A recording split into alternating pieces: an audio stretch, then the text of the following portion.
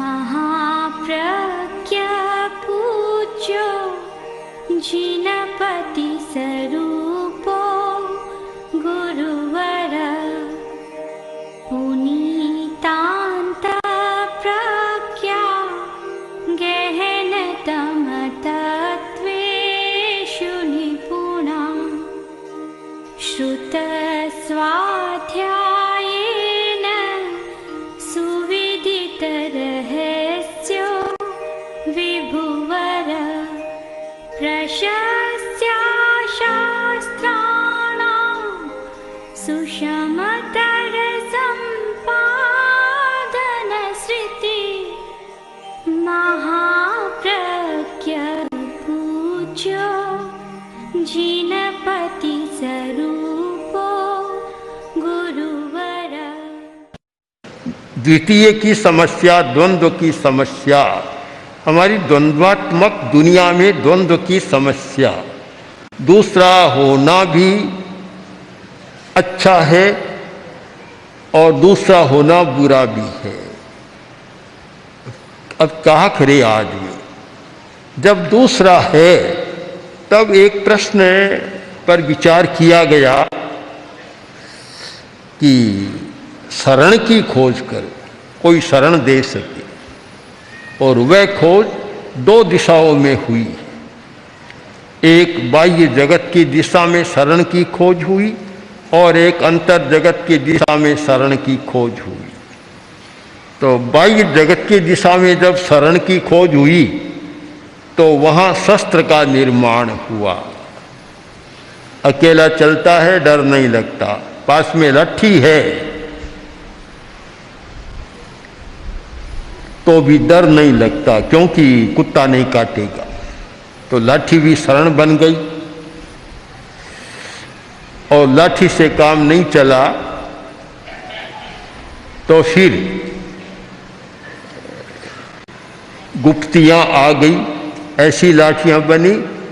बाहर से तो लाठी, भीतर में मारक शस्त्र है, जिसको गुप्ती कहते हैं, गुप्तियां बनी है।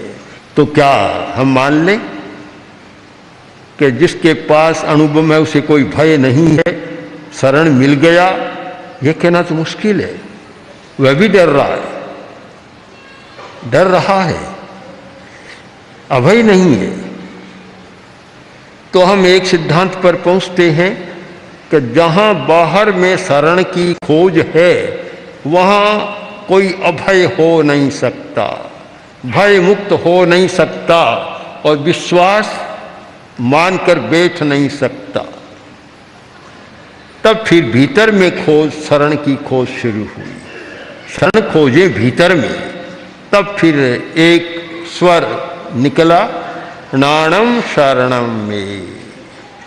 ज्ञान शरण है, दर्शनम शरणम में, दर्शन शरण है, चरित्रम शरणम में, चरित्र शरण है। तव संयमम च शरणम, तप और संयम शरण है। शरणम भगवम महावीरो, भगवान महावीर मेरी शरण है। अब दो दिशाएं हो गई शरण की। एक शरण आदमी खोज रहा है शस्त्रों के द्वारा, शस्त्रों में, और एक आदमी शरण खोज रहा है अपने भीतर। अपने भीतर उसने ये मान लिया कि अंतिम सच्चाई यह है कि बाहर कोई शरण है ही नहीं, अंतिम सच्चाई है। आजकल लोग कमांडो रखते हैं क्योंकि वहाँ शरण दिखाई देता है, पर जो भी आतंककारी या दूसरे आते हैं सबसे पहले कमांडो को मारते हैं, फिर उस मालिक को मार देते। तो शरण कहाँ रहा? बड़ा कठिन है।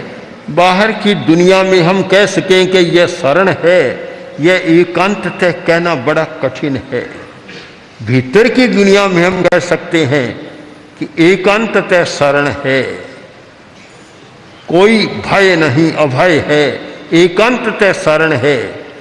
और एकांततः शरण का तात्पर्य है कि भय मुक्त हो गया, कोई भय नहीं, आत्मा की सन्निधि में चला गया।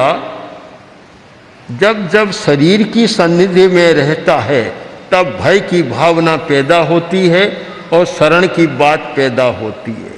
और जब आत्मा की सन्निधि में चला गया, ज्ञान, दर्शन, चारित्र, संयम, तप शरण है, अथवा भगवान महावीर मतलब वीतराग मेरा शरण है, वीतराग अवस्था शरण है। वहाँ भय तो कोई रहा नहीं, भय तो सारा मुक्त हो गया। इस पर हम थोड़ा विचार करें, इसका विश्लेषण करें, पता चलेगा कि सबसे बड़ा अशरण का कारण सबसे पहला है अज्ञान। हमारा ज्ञान सम्यक नहीं है, हमारा चिंतन का तरीका सही नहीं है। जब आदमी अपने अज्ञान के कारण सही सोचना नहीं जानता। एक कुम्हार गधे को लेकर और पशु हॉस्पिटल में गया, दिखाया, डॉक्टर ने देखा, दवा दी और गधा एकदम दौड़ने लग गया। उसने कहा आप क्या लेंगे? डॉक्टर ने कहा 1 रुपया। 1 रुपया बस? तो डॉक्टर साहब गधा तो दौड़ गया, भाग गया, मैं पीछे रह गया, मुझे 2 रुपये की दवा दो कि उस गधे को जाकर पकड़ लूँ। फिर और चिंतन भी गलत है, सही सोचने का तरीका भी सही नहीं है कि गधा दौड़ गया और गधे की दवा उसे दे तो फिर क्या होगा सारा। चिंतन का तरीका सही होना चाहिए। मैं देखता हूँ धर्म के क्षेत्र में भी बहुत कम लोग हैं जो सम्यक प्रकार से चिंतन करते हैं, और पारिवारिक क्षेत्र में, संस्थाओं के क्षेत्र में, सब जगह ये वाद विवाद, कलह, कदाग्रह क्यों होता है कि चिंतन सम्यक नहीं होता। वहाँ कभी तो चिंतन हमारा क्रोध से ग्रस्त हो जाता है, कभी अहंकार से अभिभूत हो जाता है, और कभी लोभ और स्वार्थ से हो जाता है। कल गृह मंत्री से हम बात कर रहा था और एक बात मैंने बताई, मैंने कहा ऐसा ये योजना बहुत अच्छी हो सकती है। उन्होंने कहा योजना तो अच्छी है पर आदमी इतना स्वार्थी है कि इसको स्वीकार कब करेगा। समस्या वास्तव में अच्छी बातें हैं, अच्छा सिद्धांत है, अच्छा चिंतन है, पर वह क्रियान्वित क्यों नहीं हो रहा है कि स्वार्थ आगे आ जाता है। जब चिंतन स्वार्थ से अभिभूत हो जाता है तो फिर वह चिंतन सम्यक नहीं रहता। स्थानांक सूत्र में असत्य के भी 10 प्रकार बतलाए। एक आदमी झूठ बोलता है, वह तो असत्य सब मानेंगे इसको, पर एक आदमी गुस्से में आकर बोलता है वह वचन भी असत्य वचन है। कुछ लोग आवेश में आकर कह देते हैं कि चारों ओर पानी का त्याग है, संथारा अनशन कर लेते। अब फिर हमारे पास आते हैं तो उसने अनशन तो कर लिया, अब क्या करें, खाए बिना रह नहीं सकता। मैंने कहा अनशन हुआ ही नहीं, तुम क्यों मानते हो अनशन? असत्य वचन है वह तो। आवेश में आकर अगर कोई सत्य बात भी कहता है तो आगम का सिद्धांत है कि वह असत्य वचन है, सत्य वचन नहीं है, क्योंकि वह अपनी शुद्ध चेतना से नहीं कर रहा है, एक आविष्ट चेतना से काम कर रहा है। हमारी चेतना 2 प्रकार की होती है, अनाविष्ट चेतना और आविष्ट चेतना। जब आविष्ट चेतना होती है, किसी आवेश से ग्रस्त होती है, उस समय वचन भी चिंतन भी सत्य नहीं होता, असत्य हो जाता है। तो हम अनाविष्ट चेतना से काम करें, शरण खोजें, तो हमारा सम्यक चिंतन हो तो सबसे बड़ा शरण है।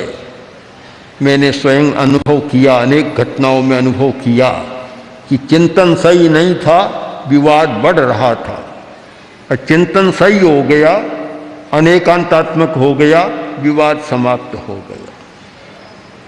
एक सम्यक चिंतन, सम्यक ज्ञान वास्तव में शरण है। हमारा दृष्टिकोण भी शरण है। गलत दृष्टिकोण भय पैदा करता है, विग्रह पैदा करता है, और सम्यक दृष्टिकोण शरण बन जाता है। बहुत निर्भर है दृष्टिकोण पर। हमारा दृष्टिकोण कैसा है? सम्यक दर्शन देखने का क्या है? जब तक हम दृष्टिकोण को सही नहीं करते, तब तक कुछ नहीं होता। दृष्टिकोण गलत है। वह जो क्रिया भी करता है, क्रिया भी यथार्थ की क्रिया नहीं होती, एक विकृति पैदा करती है। एक आदमी बाजार में जाता साग सब्जी लाने के लिए, तो फटा हुआ चोला और पजामा भी मेला कुचेला पहन कर जाता। तो किसी ने पूछ लिया, अरे भाई तुम तो संपन्न आदमी हो, ऐसे कपड़े पहनकर बाजार में क्यों आते हो? बोला तुम समझते नहीं, मैं बढ़िया कपड़ा पहनकर जाता हूं तो सब्जी महंगी मिलती है, और ऐसे कपड़े पहनकर जाता हूं तो सस्ती मिल जाती है। तो उसने कहा फिर हाथ में कटोरा और रख लो, बिना पैसे ही मिल जाएगी। और क्या करेंगे, फिर जरूरत ही नहीं है महंगी सस्ती की। सारा दृष्टिकोण ही जब गलत हो जाता है, चाहे इसको स्वार्थ जनित दृष्टिकोण कह दो, स्वार्थ से प्रभावित, चाहे लोभ से प्रभावित दृष्टिकोण कहो, देखने का कोण बदल गया तो फिर वह आदमी कोई अच्छा काम कर नहीं सकता और भय मुक्त भी नहीं हो सकता, आशंका बनी की बनी रहती है। तीसरा हमारा सम्यक चारित्र, शरण हो सकता है। चारित्र तो सबसे बड़ा शरण है। जिस आदमी का आचरण अच्छा है वह स्वयं में शरण है, उसे शरण खोजने की जरूरत नहीं, क्योंकि ज्ञान अच्छा हो गया, दृष्टिकोण अच्छा हो गया, और फिर भय तो रहता नहीं। सिकंदर को, एक सन्यासी को, तपस्वी को अपने देश में ले जाने की जरूरत थी। उसे पता चला एक बहुत अच्छा तपस्वी यहाँ है, जंगल में गया, जाकर खड़ा हो गया और देखो, बोलो क्या चाहते हो? कुछ नहीं चाहता, धूप आ रही है, तुम आगे हट जाओ, एक तरफ हो जाओ। सिकंदर बोला कि मैं इसलिए आया हूं कि तुम मेरे देश में चलो। बोला मैं नहीं जाता, मैं नहीं जाऊंगा। एक बार कहा, 2 बार कहा, 3 बार कहा, मैं नहीं जाऊंगा। तुम नहीं जानते, हाथ में तलवार ली कि तुम नहीं जानते कौन खड़ा है तुम्हारे सामने, विश्व विजयी सम्राट सिकंदर खड़ा है, तुम नहीं जानते, देखो तलवार, चलो नहीं तो फिर सिर कट जाएगा। तपस्वी बोला कि सम्राट तुम अपने घर में हो, मुझे क्यों डराते हो? तुम कहते हो सिर कट जाएगा, सिर मेरा है नहीं, कट जाएगा तो मेरा क्या लिया? एकदम कहा, सिकंदर झुक गया। अब उसका क्या करे? जिसको ये चिंता ही नहीं कि सिर कट जाएगा, सिर मेरा नहीं है, उसका क्या कर सकते? दुनिया में से आगे कोई डराने का, धमकाने का उपाय ही नहीं है। अंतिम उपाय है मार डालूंगा, है जो मरने से भी नहीं डरता, उससे फिर क्या हो? कुछ होता नहीं है।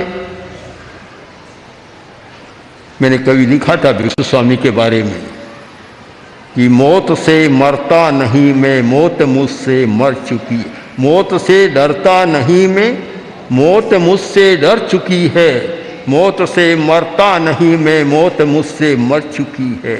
भला उस आदमी को कौन क्या करेगा? दुनिया की कोई ताकत नहीं, अणु अस्त्र भी इसलिए है कि मार डाले, बस इसके आगे तो कुछ है ही नहीं, कि मार डालो, इससे आगे तो कुछ है ही नहीं। जब एक बार कुछ भिक्षु भगवान बुद्ध के सामने आए और बोले कि हमें जनपद बिहार की अनुज्ञा दे। बुद्ध ने कहा देखो, तुम जिस जनपद में जाना चाहते हो वहां तुम्हें कष्ट हो सकता है, गालियां दे सकते हैं। उन्होंने कहा कोई कठिनाई नहीं, हम सहन करेंगे।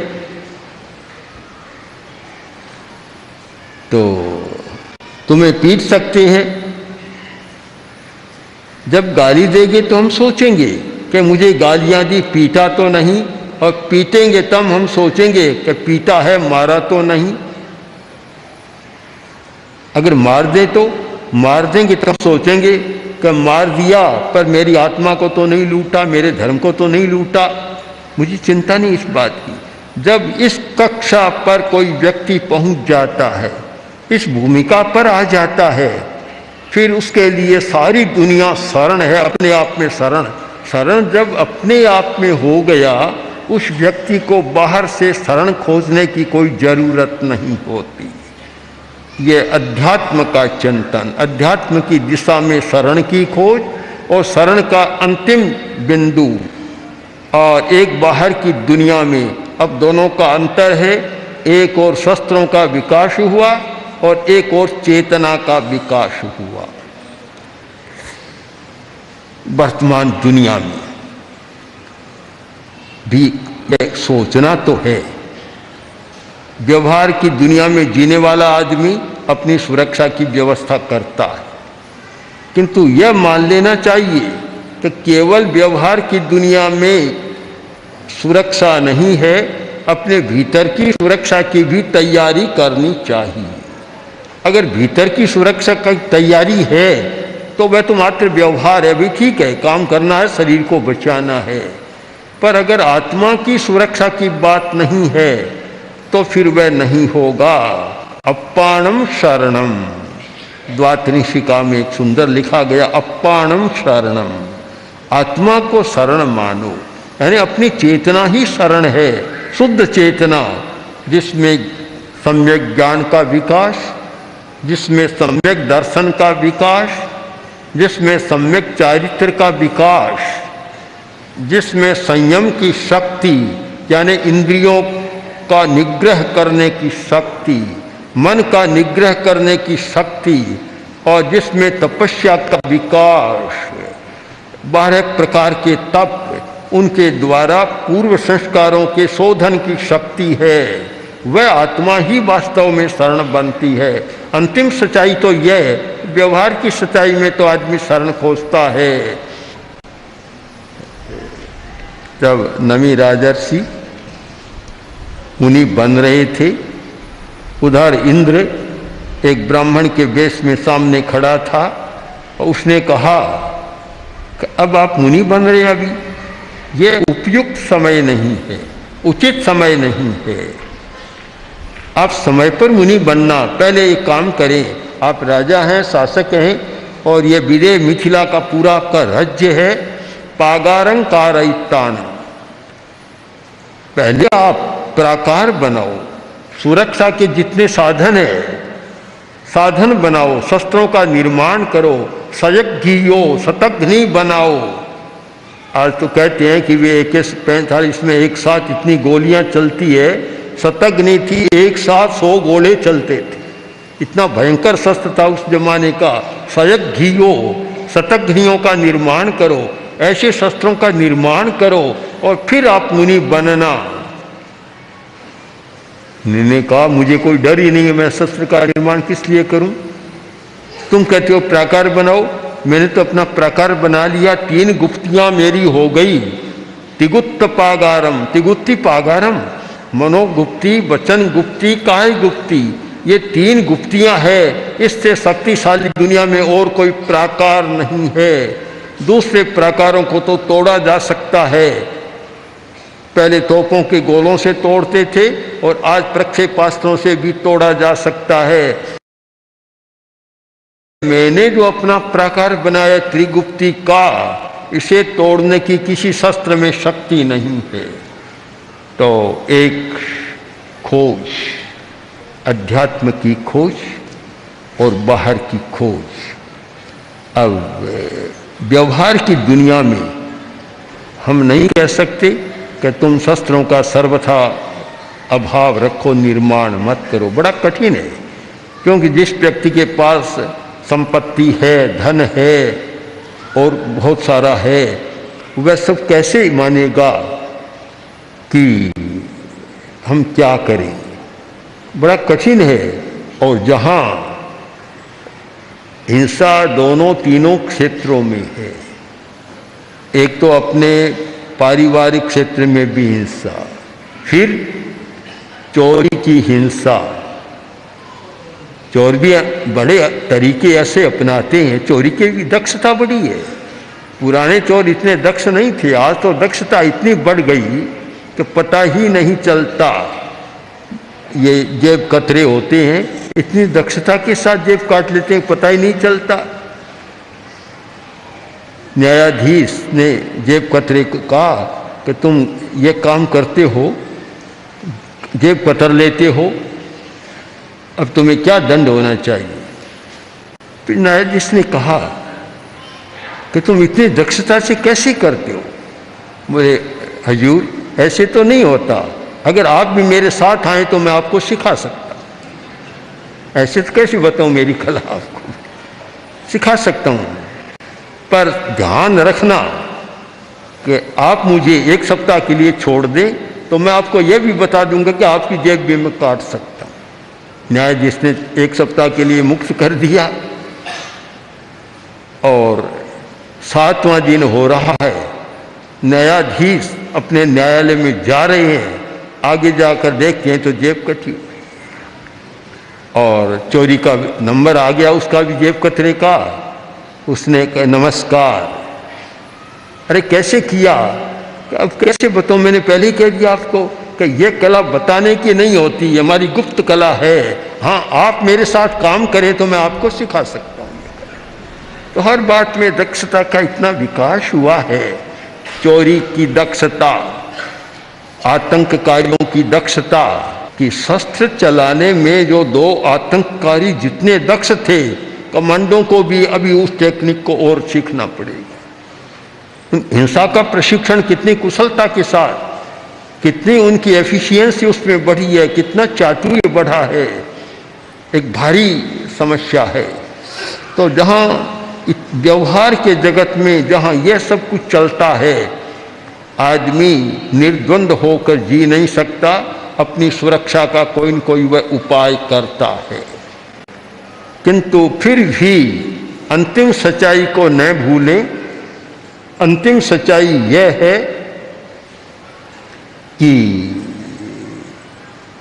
कितना ही हो गया, किंतु जब तक भीतर में अपनी सुरक्षा नहीं है, बाहर की सुरक्षा होकर भी कुछ नहीं होता और भीतर में तो कुछ होता ही नहीं। इसलिए हम दोनों दृष्टियों से काम करें, व्यवहार नय को भी सामने रखें, निश्चय नय को भी सामने रखें।